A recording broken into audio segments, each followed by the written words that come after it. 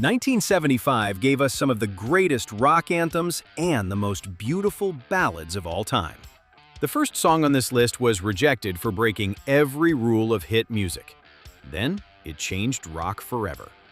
If these songs became the soundtrack of your life in 1975, what comes next will change the way you hear them forever. Number 10. Sweet Emotion, Aerosmith.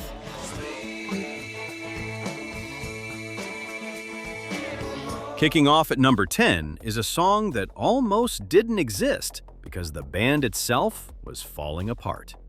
Aerosmith in 1975 was broke, exhausted, and one argument away from splitting.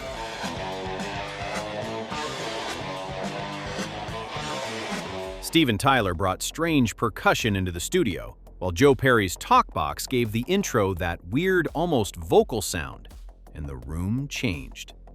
That strange opening, mixed with Tom Hamilton's bass line, created something dirty and magnetic.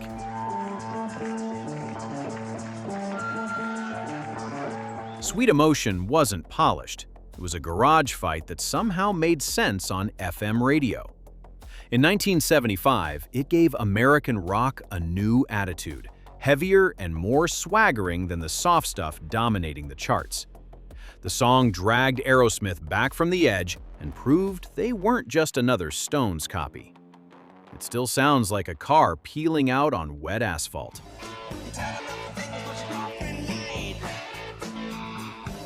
Number 9. Wish You Were Here, Pink Floyd. How I wish you were here.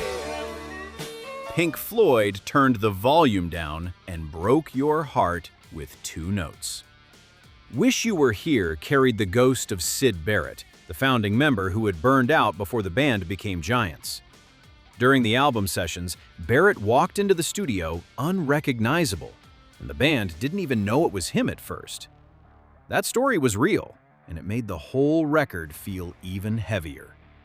The radio static, the empty footsteps, the guitar that sounds like it's crying in another room. At that moment, this was the sound of success feeling like loneliness. We're just 2 lost souls swimming in a fishbowl. It wasn't made for arenas, yet arenas sing it back to this day. It reminds you that the biggest songs aren't always the loudest ones.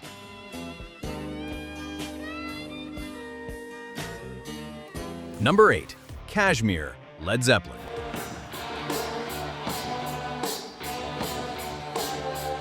Led Zeppelin stopped being a rock band and became an army marching across the sand. Kashmir wasn't just a song, it was a landscape. Robert Plant had been inspired by travels through Morocco, while Jimmy Page pushed the music towards something vast, strange, and almost Eastern in scale.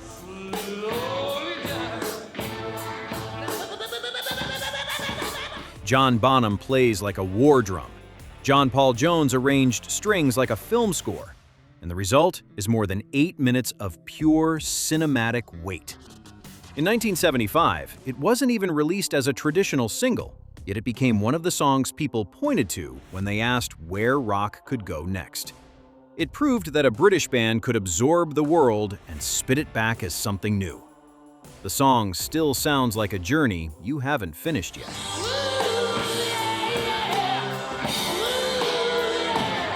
Number 7. Born to Run, Bruce Springsteen.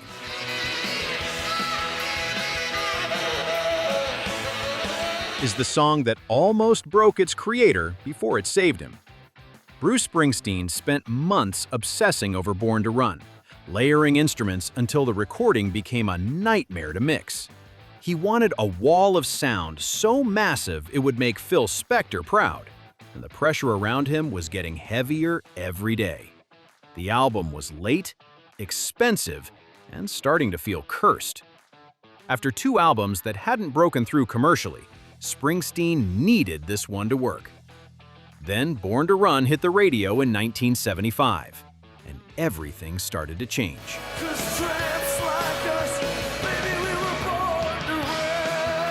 It wasn't just about a girl in a car. It was about every trapped kid in every dead-end town looking at the highway and seeing a door. The saxophone, the piano, the drums. They all sound like a heartbeat running from something and towards something at the same time. If your pulse is racing right now, smash that like button. It means the world.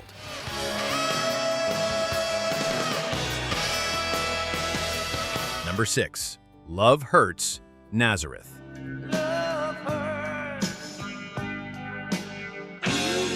Crashing in at number 6 is a cover that buried the original and built a funeral pyre on top of it. Love Hurts had been a gentle Everly Brothers tune from 1960. Nazareth took it, plugged it into a wall of distorted guitars, and turned Dan McCafferty loose to sing like a man who had just been left in the rain with no way home. By 1975, this version became a global smash because it refused to be pretty. The pain wasn't poetic, it was ugly, loud, and real.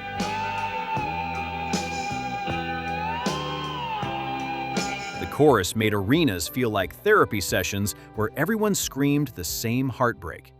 It wasn't about finesse, it was about bleeding in public and finding out everyone else was bleeding too. Oh, by the way, if you're riding with this countdown, hit subscribe and ring the bell. There's a lot more coming.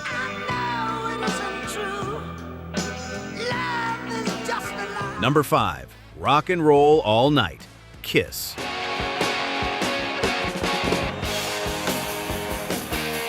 Is the sound of a band that critics hated and kids worshipped. Rock and Roll All Night already existed on Dress to Kill, but it didn't become immortal until the live version exploded on Alive. That album was a raw document of a group that understood spectacle better than anyone in 1975. Gene Simmons and Paul Stanley built a religion around volume, fire, and face paint.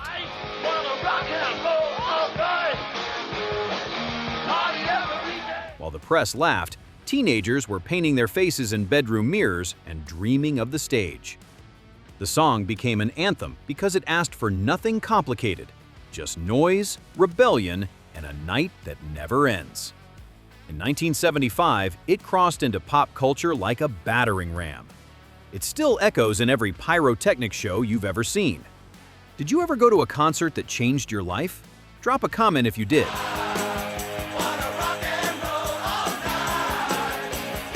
Number 4. Rhiannon, Fleetwood Mac.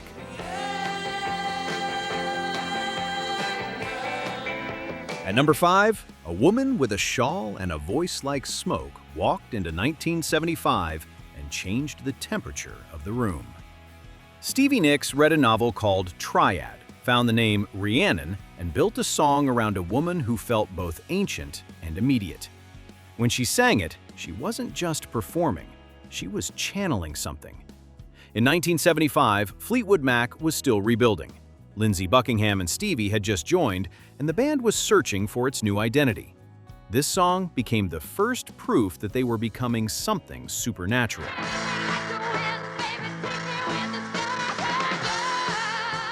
The guitar work is restless, the vocals float above it like a warning, and the whole thing feels like a seance in a recording studio. It set the stage for the dominance that would come 2 years later.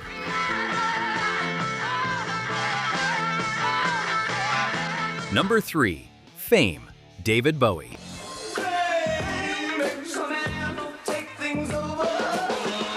Number 8. David Bowie looked at his own reflection and decided to spit on it. Fame stripped away the glitter and the space costumes. In their place came a groove so tight it felt dangerous, and a vocal so cool it barely acknowledged the listener. John Lennon was in the room during the recording, adding that bitter edge to the backing vocals. Carlos Alomar's guitar riff sounded like a warning. In 1975, this was Bowie's first American number 1, and it arrived looking nothing like his previous hits.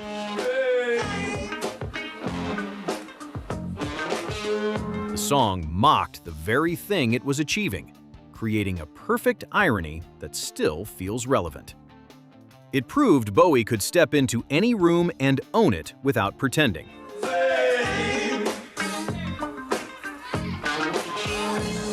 Number 2. Sister Goldenhair, America.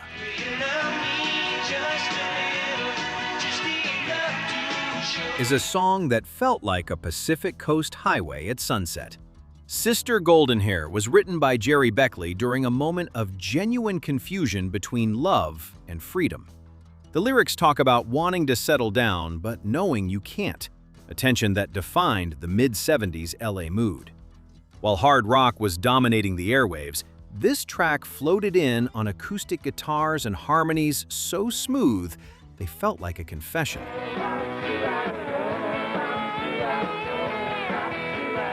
That year, it was impossible to escape on soft rock radio.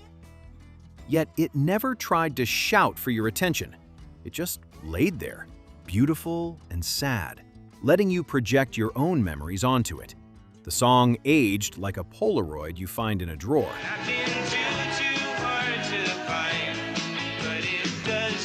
But nothing, absolutely nothing in 1975 compared to the moment a British band decided to break every rule of radio in one single shot.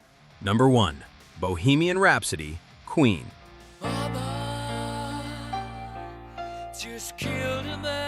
At number 1, 1975 belongs to a song that should have been impossible. Bohemian Rhapsody has no chorus. It has no structure that radio understood. It shifts from ballad to opera to hard rock without asking permission.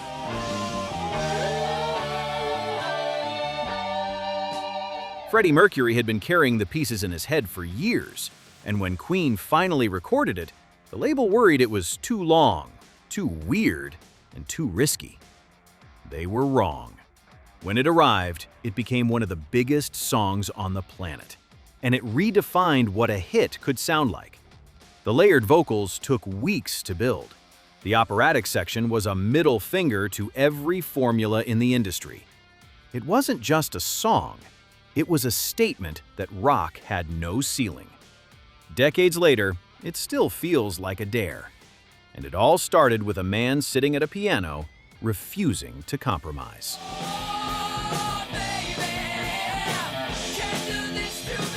And there you have it, the 10 songs that made 1975 feel larger than life itself.